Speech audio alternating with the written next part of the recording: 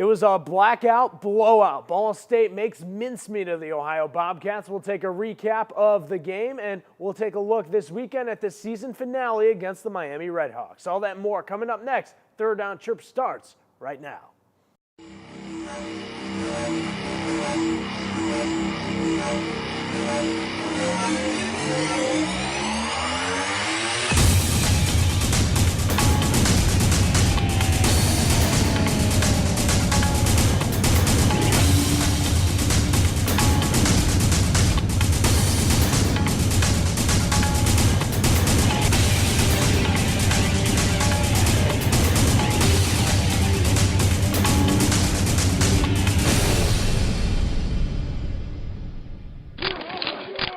Ball State Sports Link's Third Down Chirp is delivered by Papa John's.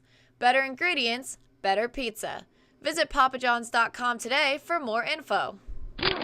Hello and welcome to this week's episode of Third Down Chirp delivered by Papa John's. I'm your host, Chris Renkel, joined as always by Pat Boylan and Timmy Fogarty. And guys, it's hard to believe the last week of the season is finally here. We had our senior night last Wednesday, our last game at Schumann Stadium, and what a way to go out. A big-time win against a big-time opponent. Yeah, and Chris, when you think about it, go back to our first game as students here. Ball State loses to a bad North Texas team 20-10. To think about where this team is now in those short 4 years, I mean, it's pretty incredible to see the 180 that they've made. And it's kind of bittersweet, guys. You know, we got a huge win, but it was our last broadcast here at Schumann Stadium, so a little sad, but the Ball State Cardinals, they're playing their best football right now, so it's good to see.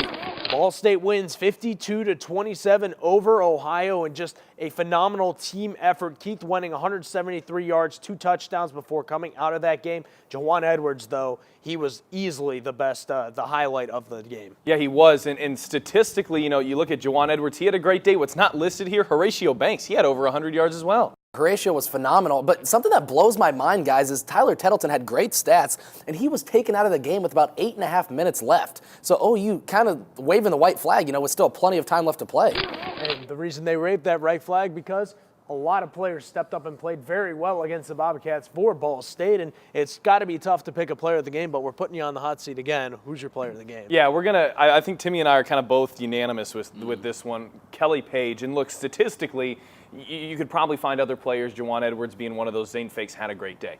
But the story behind Kelly and what he did for this Ball State team in the second half is utterly phenomenal. To come in as a starter, have to be the guy who takes over for Nate Davis, really struggled, wasn't probably ready when he came in, got taken over as a starter by Keith, didn't complain, didn't whine, didn't transfer, sat there and was the best possible backup he could be. And to get his time to shine on senior day against a big opponent, to come into a close football game and leave it a blowout win, I mean, the story just does not get better than that. Well, and think about the situation he had to come into. I mean, the middle of the game, one of the biggest games at Schumann Stadium since we've been students, against a very good Ohio team, and the offense didn't miss a beat putting Kelly in there. The running game looked great. He threw the ball well.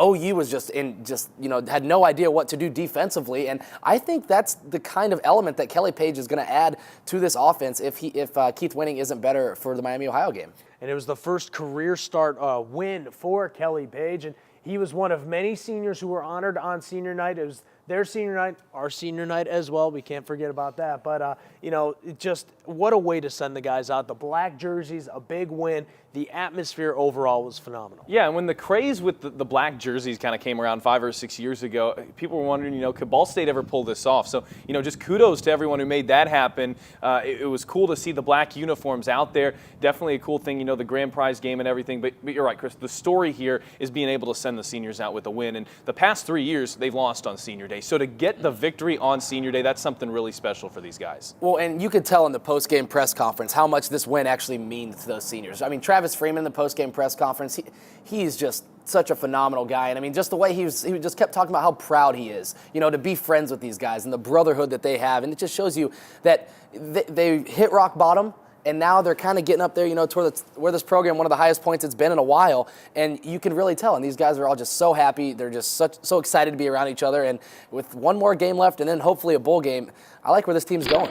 But if Keith Wenning is not able to go on Friday, that means Kelly Page is going to get his first start in 3 years, and the first one under Pete Lembo. And as we saw last week, this isn't your grandma's Kelly Page. He's really matured a lot over the years, and he seems like he is a much more capable quarterback to start. Yeah, and Timmy, we talked about this a lot this year, and we've always prefaced it by knocking on wood, but we've said if Keith Wenning were ever to go down, you get the feeling like that Kelly Page could come in and give you a chance. And we kind of were proven wrong because he didn't just give him a chance. He came out and won the football game. I mean, when Kelly Page came into the game this past week, it was a close back-and-forth game, and when he left it, it was a blowout. Now, obviously, Juwan Edwards, Horatio Banks, Zane Fakes, the whole team had a big part to do with that as well. But Kelly Page came in here and did more than he needed to. And you know, at least for Miami, you have the ultimate confidence that he can come in and lead this offense. And he brings a lot of different dimensions in there as well with the zone option read. Well, you just touched on it, Pat. I think the athletic element that he adds to this offense could eventually be very good for this team. I mean, he's more of a a runner, quarterback, throws the ball very well, and he was an Oregon commit, guys. And if you've seen Oregon at all, you know the type of offense they run. Their quarterbacks are fast, they're athletic, and that's the element that he brings. And when you've got guys like Horatio Banks and Juwan Edwards, and defensive ends have to also worry about your quarterback pulling on that zone option read, that could be tough. So I think that the rushing attack for Ball State will be tremendous with Kelly Page. The quarterback position, definitely something that we will be watching. But, Pat, who else should we be watching this week? Well, I'm going to be taking a close look at the quarterback position. My player to watch is Kelly Page. And just because if he is getting that start, look, I mean, there are a lot of positive things that Kelly does, but the reality of the situation is Kelly has played about a half of football. He played a little bit last year, sparingly in parts last year, but reality is in the past 2 years, he's played about a half of football. So, can he continue to deliver like he did in the second half of that Ohio game in the end of the first half? Can he continue that over 4 quarters? And when you talk about that zone option read, a lot of people don't realize that when Keith runs that handoff, the shotgun handoff to Juwan Edwards, that's a play almost every time where he's got the option to keep the ball himself. So I think, will Ball State change the offense for Kelly? Probably not. I think it'll just be the same, but Kelly has the option, which I think he will take more, of keeping the ball himself and running it. My player to watch is going to be 2 guys that are in the backfield with Page, and it's the running back position just as a whole. I think Horatio Banks and Juwan Edwards have the potential to have a monster game at Ohio, and I think that, or at Miami, Ohio, excuse me. And I think that if Kelly Page does play, and all the other coaches will really, focus on his athleticism and how much he can hurt you on the ground, I think that they might over-prepare for him and really open up some lanes for those running backs. So I think that the running backs could have a very big game this Saturday. And at the opposite end of that spectrum, as always, who are your players to improve? Well, my player to improve, again, I had trouble picking someone, so I pick on a guy, that doesn't play very often. But my pick's going to be Scott Secor, and he was dealing with some back issues going into the game. But the kickoffs against Ohio were probably something that even Secor would tell you need improving. Ohio was averaging receiving the kickoff from between the 10 and the 15-yard line. And Ball State, the kickoff coverage was very good. But Secor, he's a guy he's got a boot on him. And in the future, especially if they're going to play a team with a really good returner, it's going to be important that he's getting those touchbacks that we became accustomed to earlier in the season. Mine's going to be another guy that we don't really think really needs to improve at all. I mean, he's a 1,000-yard receiver. It's Willie Snead. And I think that really the only reason I think he needs to improve is he might have a new quarterback in there who, will have some time adjusting, really getting used to the game speed again because he hasn't played in a couple years. So I think that Willie Snead needs to come out and show his athleticism and make plays like he did against OU on that screen. Make those athletic plays and go out and do that and really help Kelly get his confidence up. So I think that's really the only reason he needs to improve, because other than that, he's playing phenomenal. And finally, the keys to the game, a 9th win would all but assure Ball State a bowl spot. Yeah, guys, my key to the game involves the passing game of Miami and stopping it. Zach Dysert, limiting Dysert and Harwell as well. I mean, Dysert to Harwell is their version of Keith Wenning to Willie Snead. That duo is that good, and whether it's Jeff Garrett or Eric Patterson on that side of the ball with Harwell, he's got a big task, and so does the defensive line. I thought Jonathan Newsom played one of his best football games as a Cardinal last week, recorded a sack. Statistically, he's had better games in terms of sacking the quarterback, but he was all over the place, and when Tettleton would run with the ball, which Dysert can do a little bit, Newsom did a really good job of not being too far in the backfield and being able to turn around and get Tettleton. So, I just think the whole package that comes with stopping Dysert and Harwell is going to potentially decide this football game? I think that one of the biggest keys for me for Ball State, potentially without their starting quarterback, is going to be the rushing attack. You got Horatio Banks and Juwan Edwards. Those guys went for over 300 yards against Ohio. And in this offense that Ball State runs, they're at their best, guys, when the rushing attack is on point. So Miami, Ohio, a team that really struggles running the football. Ball State gets over 200 yards a game on the ground. So I think if the rushing attack for Ball State is there and you add Kelly Page, and we keep talking about it, but that zone option read with his speed can really cause some problems for the Red Hawk defense. It should be a great game. Friday after Thanksgiving, 1 o'clock kickoff at Yager Stadium in Oxford, Ohio. If you can't make it, you're still in a turkey coma from the day before, you can listen to the three of us on SportsLink Radio 91.3, WCRD, and WCRD.net. Okay, it's now time for our What's Tripping question of the week, the final one of the regular season. Should Ball State go to a bowl game, you will still have one more chance to win a free pizza courtesy of Papa John's. But our question this week comes from at EMUD91, who asked, real debate is, does a bowl take a 6-win power conference team or an 8+ win MAC team? And it's an interesting question, Pat, because there's so much that goes into this decision. Yeah, and unfortunately, this was made debatable a few years ago when the NCAA Bowl Committee decided to change the ruling. Before it used to be, before you could take any 6-win team, you had to take all the 7-win teams, and before you could take a 7-win team, you had to take all the 8-win teams. So that would really benefit Ball State, who's at 8 right now. But that rule is gone, and now they can select anyone who's bowl eligible with that 6th win. And unfortunately, that's a question that a lot of MAC teams, can struggle with because of this.